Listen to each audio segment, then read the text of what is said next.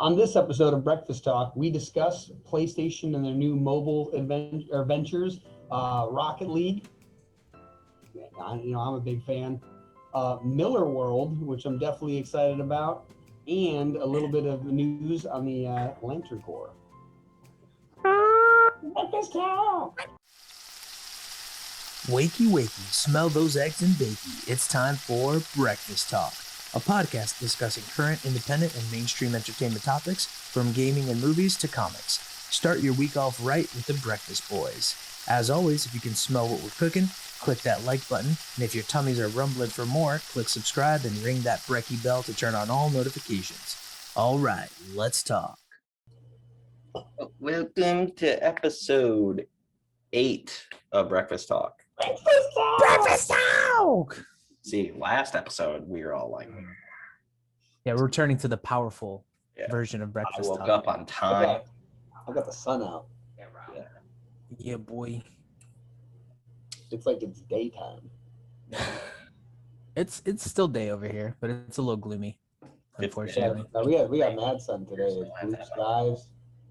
Did you know the sky's blue? It's been gray. Get out of here. I thought it was gray. Yeah. So, yeah, we're going to talk about some video game news, some film news, and some comic book news. So, let's start with De Leon. Yeah, so something interesting that recently heard about was that PlayStation put out a new job role that they're looking for, that they're hiring for, called Head of Mobile. And it turns out that what they're looking to do is take some of their classics, like some of their like most popular franchises, and convert them over to mobile. And it was funny because after this, I started looking into some other things that were PlayStation exclusives. And 1:37 p.m. Which I love that website for like random stuff, but they were talking about 6 PlayStation exclusives that deserve a remake, and I was so happy because the cover image they used is the only PlayStation 2 game that I have on my PlayStation 5. So they mentioned a couple of them that are awesome. I still remember playing these like Jack and Daxter's, the Precursor Legacy, which I still remember when that first came out. I didn't even register that was the full name, the Precursor Legacy, because Jack and Daxter 2 and 3 were phenomenal. I love those games. They mentioned a couple other ones that I either hadn't played or hadn't played enough to like really like fall in love with. Like they had Siphon Filter or Twisted Metal. Twisted Metal I played a little bit, but I never owned it. I had a friend who owned it. Ape Escape, which I forgot that existed. And then they mentioned War of the Monsters. And Oh, wow. that is the only PlayStation 2 game I spent money on to make sure it was on my PS5. It is one of the classic, and it was funny too because I was reading like why they when they were talking about it, they're like based on the fact that Godzilla versus King Kong was like a huge success. This here was this would be like an absolutely amazing remake if they would just remaster this. And because they're looking at getting like a head of mobile, this would be an amazing mobile game. I loved this game as a kid. I used to play this for hours. This was back when, there wasn't much online gameplay at all unless you're on a PC. And so if you had console games, like this was it. This is PS2. So yeah, that was amazing. For all you children out there who don't know, yeah, the internet wasn't always like such a widespread kind of thing. Like, There was floppy disks and dial-up internet. Yeah. The only thing I miss is when something would break, you could just blow on it, like. And then, True. And then it worked. True. It was so weird, like basically magic. And now you gotta like pay somebody to fix it. Yeah. Nintendo Entertainment, you gotta bash it over like your head or something for it to work. I remember like the technique even that you had to use for like the games. Like you had to be like a quick little blow first, and then you go all the way through to clear out anything you left. Yeah, there was a technique to shake it up and then get it out. Classic. And then so then the last one they mentioned was Jet Moto, which is weird. Like of all the PlayStation exclusive games, that probably wouldn't have come to mind, but it was a cool game though. It was and especially like if they remade it now, I think they could add some really cool. They could add a ton of stuff with all the new Jet Moto. like You like never a played? jet ski, like Yeah. Well, I had an Nintendo 64, so I played like Wave Race. These are all PlayStation exclusive. Yeah. That's what I'm saying. Yeah, so that's exciting. And then in gaming news, I don't know a lot of new stuff coming out, but I'm just excited about the fact that Rocket League Season 3 came out. And recently, before Season 3 came out, they did a thing with Ford, and they released the Ford F-150 as one of the cars that you can drive in Rocket League. It's actually awesome too. It's a pretty fun car to play with. The hitbox is weird. They did like the Ford freestyles, so like that was a huge thing they were doing on Twitch for a while. So people are just freestyling with a Ford F-150 and a rock with a rocket on the back of it, and then.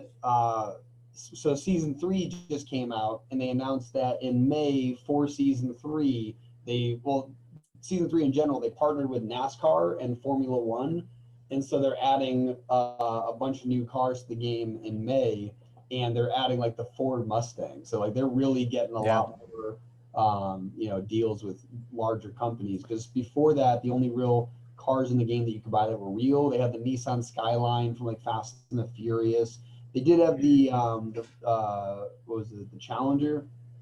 I think it was the Challenger, also from Fast and the Furious, and they had like the Batmobile and some other like a lot of movie related stuff. Iconic, yeah. Yeah, and so like other than like the Nissan Skyline from Fast and the Furious, most of the other cars are like the DeLorean from Back to the Future. But this is like they're adding like real race cars to it. The game or the arena literally has like a racetrack on the outside of it. It doesn't like add anything to the game, but it just looks cool. And so, I love that stuff. Yeah, I think that's a brilliant move, honestly, by like NASCAR and Formula One, because the fan base has shifted. It's changed. There's not as many people into racing as there once was, I think.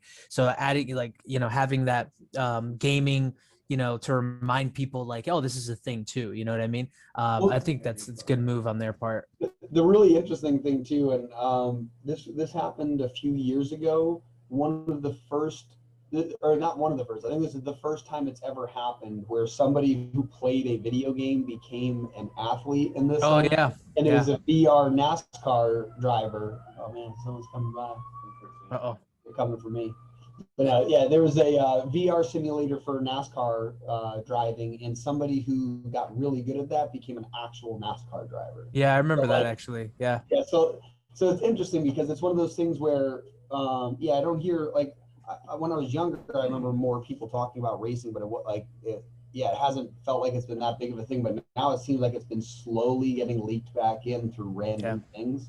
So it's definitely interesting to see what they're going to do with that. And I'd love if they added some weird game, like what's it called, like extra game modes, or even like, so every once in a while they'll do a temporary game mode like Spike Rush, where you get the spikes from Rumble where the ball sticks to your car, and like so you can play like that. And for the Super Bowl they added a football version of it for a temporary time. So it would be cool if they added some racing stuff with the Rocket League mechanics, because it would definitely be fun. Yeah, I loved games like racing games.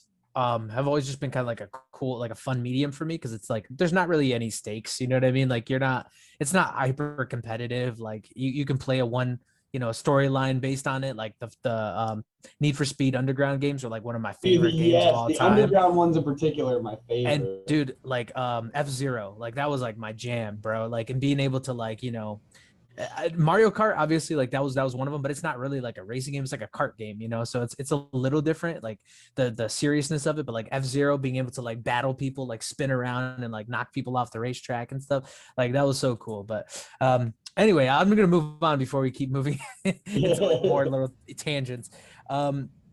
So in the film and TV show kind of category, we're not going to do anything movie related. There's not. We covered a lot of news in the past couple of weeks, so there's not tremendous amounts of movie news. But in the series and like shows in this category, I'm super excited, and like I'm not super knowledgeable about like the Millarworld, but Netflix in 2017 they bought Millarworld, and they basically wanted to take all of the Millarworld properties and use them to like basically make series and different adaptations and things like that. So I'm thinking there's going to be movies, there's going to be like short series, like mini series, and then also like longer series and things like that, just based on what, you know, the content of the comic books. But yeah, so if you don't know who Mark Miller is, he's like a legend in the comic book universe, in the comic book industry. He's created a lot of different titles, I'm sorry, Kick-Ass and Kingsman. Those are probably like the most standalone kind of things that you would recognize. But also in the industry, he's written like the Avengers concepts and things like that. So he's done a lot of things inside of comics, like comic book industry. I like didn't realize the Kingsman was a comic series, because that's like the movies, right? The two that came out. I think they're making a third one that's based off of that. That's awesome, because that's a gnarly series. It makes so much sense, because a lot of the new movies that come out, when you're like, wow, that's new and unique, it turns out it was a comic book at one point. Almost always, which is awesome.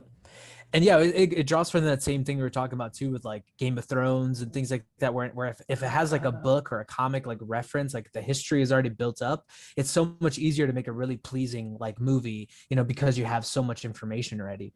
The interesting thing too is I feel like it's almost like it might be expensive for like an indie comic creator to make a comic book, but if you think about it, when it comes to like a media company, you can really test how enjoyable like some entertainment concept might be by putting it in comic book form first. Yeah. So it's very cool to, you know, think about the fact that indie comic creators could be making the movies or TV shows in the future. Absolutely. But they're the ones making their stories now. Especially for us, because that's our thing, right? So no, but yeah, so him and his wife have ran the Millarworld for quite some time, and they have a lot of successful titles, not only in comic form, but obviously in like cinema success as well.